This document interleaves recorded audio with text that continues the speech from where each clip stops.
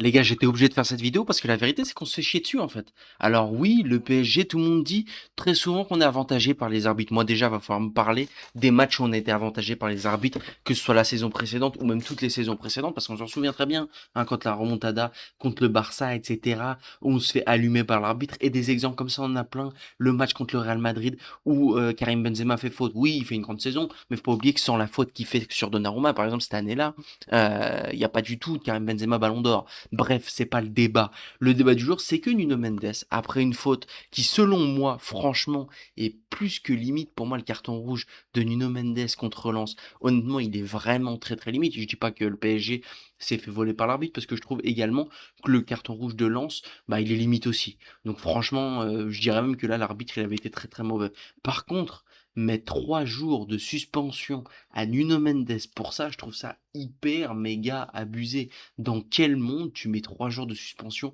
à un joueur pour juste ça? Bref, dans cette vidéo, on va voir les détails de la suspension du Mendes et également on va revoir l'action pour voir si vraiment ça valait ça. Et aussi, on va le comparer à une ou deux autres actions où il y a pas eu de suspension. Bref, à tout de suite après l'intro.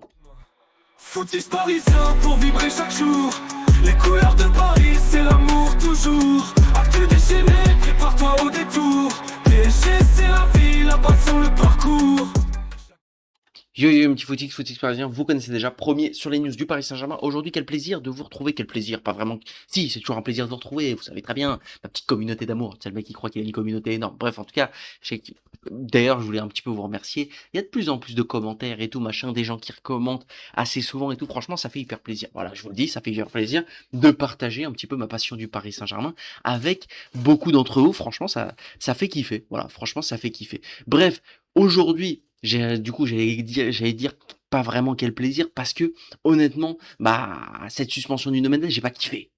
J'ai pas kiffé, je trouve que c'est un scandale, voilà et là en plus de ça, de savoir qu'il sera absent pour 3 matchs, honnêtement, ça me paraît vraiment énorme. Bref, voyons voir ce que nous dit l'article. La commission de discipline de la Ligue de football professionnel LFP s'est réunie ce soir pour statuer sur les sanctions infligées suite au récent match de football professionnel français. À l'ordre du jour figurait le cas de Nuno Mendes, l'arrière-gauche de 23 ans du Paris Saint-Germain, expulsé directement dimanche lors du match de Trophée des Champions perdu face à Lens. Il devrait donc écoper d'un match de suspension automatique, mais la LFP a décidé d'en ajouter 2. C'est-à-dire que de base, bah bien sûr, on connaît, hein, comme ça que fonctionne le foot depuis entre guillemets toujours. De base, quand il ne s'agit pas d'une action très grave, la LFP, voilà, que ce soit en Ligue des Champions ou la LFP, voilà, l'UEFA en Ligue des Champions, la LFP en Ligue 1 et tout, de base, c'est un match de suspension. Quand tu as 3 matchs de suspension, on a déjà vu des sanctions beaucoup plus grosses, il n'y a pas de problème. Mais quand on t'en rajoute plus que un, bah, c'est que tu as fait quelque chose de grave. Et donc d'après la LFP là, Nuno Mendes a fait quelque chose de grave ou alors juste on nous fait un, un traitement bizarre parce que c'est le PSG. En fait, j'ai envie de poser la question parce que honnêtement, on va revoir l'action ensemble. Celui qui me dit déjà que ça vaut carton rouge, déjà pour moi, je trouve il abuse un peu. Honnêtement, pour moi, ça vaudrait même pas carton rouge. Regardons l'action depuis le début. Bon là, c'est après. J'espère que dans la vidéo, j'ai mis la vidéo. J'ai pas regardé toute la vidéo avant. Merde, il y a un mec qui nous, qui nous parle. Moi, je voulais voir l'action, frérot. Qu'est-ce que tu nous fais? Bah, tu vois, voilà, on voit. Bon, désolé, je pensais pas que je pensais que c'était, je pensais que c'était l'action. Je pensais pas que c'est un mec qui parlait de l'action. Vous voyez, là, voilà, bref, il met un petit coup de coude comme ça, mais sans faire exprès. Tu vois bien que dans l'acte, il fait absolument pas exprès de mettre le coup de coude. C'est pas du tout sa volonté. En gros, ce qui se passe, c'est que le joueur de lance l'accroche un peu. euh, il le chamaille un peu, ça vaut pas du tout une faute et tout, machin. Et Nuno Mendes, pour s'en libérer, parce qu'à la base, le joueur de lance fait faute, hein. Parce que moi, je trouve que s'il y a carton rouge pour Nuno Mendes, il y a carton jaune pour le joueur de lance. Mais ça n'a pas été le cas. Bref. Et du coup, Nuno Mendes, pour s'en échapper, pour le lâcher, il a un geste du bras qui touche un petit peu vite fait. Il effleure, franchement, il effleure le visage avec son coude du joueur de lance. Ok. Je peux comprendre, ça donne un peu un mauvais exemple, mais je pense que si l'arbitre avait été regarder la VAR, il aurait enlevé le carton rouge. Parce que franchement, c'est vraiment très très peu. C'est même pas un coup de coude volontaire, c'est même pas un geste d'humeur, machin. Il a vraiment essayé de se libérer du joueur de lance qui faisait faute. Vous voyez ce que je veux dire? Et en faisant ça, il a effleuré le joueur de lance du coude. Moi, quand j'étais devant mon téléviseur, Je peux vous dire, quand j'ai vu carton rouge, je me suis dit, c'est abusé. C'est abusé. Je pense que ici tout le monde s'est dit, c'est abusé. Surtout si vous êtes supporter du Paris Saint-Germain, parfois on peut être un peu de mauvaise foi, mais là, je pense que c'est même pas forcément de la mauvaise foi. Je pense que, voilà, dans l'esprit du jeu, machin. Et j'avais envie de comparer cette action, par exemple, à une autre action qui est arrivée contre le PSG, contre Donnarumma. Bon, Donnarumma est presque mort, doucement quand même, mais voilà, on se souvient, dans l'année 2024-2025, on se souvient, en plus, Donnarumma avait quand même raté des matchs à cause de ça. Qu'est-ce qui s'était passé? Ouais, bah, là, c'est pas très évocateur pour ceux qui s'en souviennent pas, mais c'était une dinguerie ce qui s'était passé. On va regarder ça. Là, il y a, sur cette action-là, pas faute, pas de carton, pas d'expulsion, pas de sanction ensuite. À la fin, Donnarumma, il finit en sang, il a toujours une cicatrice sur son visage. Le mec, il aurait pu le tuer, hein. Alors oui, c'est après ce comportement de Singo et tout, j'ai pas envie de mettre pas envie de mettre Singo dans la sauce, c'est le mec qui croit qu'il a une influence. J'ai pas envie de mettre Singo dans la sauce. C'est pas le débat du jour. En plus de ça, franchement, après ça, il a eu un très bon comportement, il s'est excusé, etc., etc. Il y a pas de problème. Maintenant, quand tu vois le traitement qu'a eu Nuno Mendes par rapport au traitement qu'a eu Singo face à Donnarumma, regardez dans quel état il ressort Donnarumma. Alors que Nuno Mendes, il l'effleure à peine. Parce que vous pouvez dire, ouais, mais il touche la balle. Sauf que là, vous voyez ce que je veux dire? Si en fait là, on condamne uniquement le geste, en vrai, contre de Nuno Mendes. Enfin, je veux dire, le coup, en fait. On condamne uniquement le coup. Si Nuno Mendes avait eu le ballon, on l'a vu notamment avec le cas de Lucas Hernandez, contre le Bayern Munich en Coupe du monde des clubs. Lucas Hernandez, il avait le ballon, sans faire exprès, enfin sans faire exprès, pour se défendre d'un physique, il a mis comme un espèce de coup de bras, voilà, pour montrer qu'il était là. Au final, le coup de bras, c'est un coup de coude dans le visage, carton rouge. C'est ce qui s'est passé. Donc ça veut dire que c'est juste le coup qui compte. Sauf que là, bah là, excusez-moi, là il y a un peu plus qu'un effleurage de coup de coude. Là, il y a un coup de pied dans le visage où le mec il finit en sang.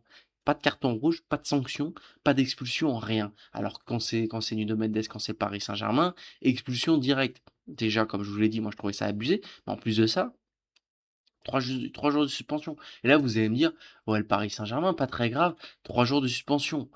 Bah, déjà, c'est l'un de tes meilleurs joueurs. Pas oublier que l'année dernière, Nuno Mendes, surtout en début d'année, il avait été vraiment extrêmement bon. On va voir déjà ce que nous dit la fin de l'article. Et ensuite, on va voir pourquoi est-ce que d'après moi, ça aura un impact énorme sur le PSG et sur son début de saison.